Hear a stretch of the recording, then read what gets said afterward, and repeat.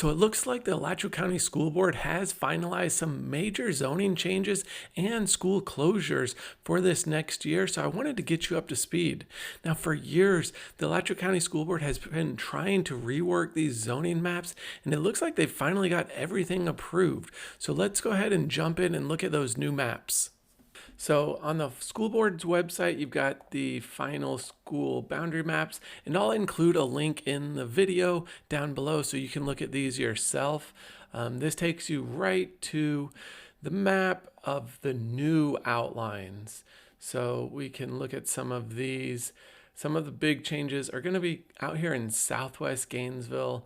This whole section was previously a handful of different elementary schools. Now they're all going to be going to Terwilliger. We can actually overlay the current map. So hopefully this isn't getting too confusing, but where I had just clicked Terwilliger, you can see it was previously 5 different schools. So they're starting to get things a little bit better organized. But again, you can sort of go and click through, see what it is going to be, and then also what it was.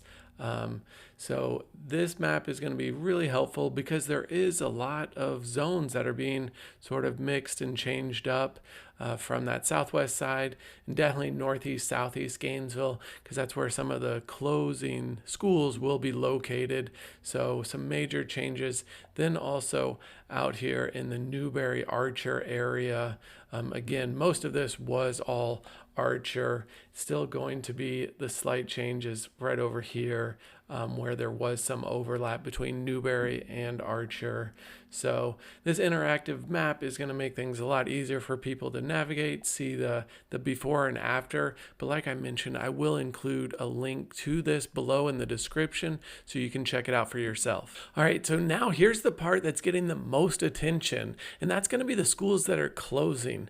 There are multiple schools that are either closing soon or being discussed for future closure. Foster Elementary School is actually set to close the beginning this fall. Then looking a little further ahead, Williams Elementary is projected to close after the 27-28 school year, and then also Alachua Elementary School is expected to close around the same time. Then there are some decisions that are still being made. Irby Elementary School is currently under consideration for closure, and we should be getting an update and a final decision on that pretty soon. Now, in most cases, students from these schools would be reassigned to nearby schools or moved into some of these new and upcoming K through 8th grade campuses. And we're going to get more into that in just a minute, but the main reason behind all of this really comes down to declining enrollment. There are a lot of empty seats across the district. So if you have kids in any of these schools or you're thinking about moving to the area, this is definitely something you want to be paying attention to. Real quick, if you're new to the channel, my name is Donovan Arnold, and I was born and raised here in Gainesville, and I'm now raising my family here. I've been helping people buy and sell homes for more than a decade, so if you're thinking about moving to the area, definitely don't hesitate. Give me a call, shoot me a text, or send me an email. Let me know what questions you have and how I can help. Now, the big question is, why is all of this happening in the first place? And I touched on it a little bit, and it's with all of those empty seats. This is actually happening all across the state of Florida. And at the core of it, there are just fewer kids in the school system right now. Birth rates have been on the declining for years. And on top of that, you've got more and more families choosing alternatives like charter schools, private schools, and homeschooling. So that's created a situation where the district has a lot of extra space. Right now, there are just over 6,000 empty seats across all of Alachua County schools, which is basically the equivalent to multiple schools sitting half empty.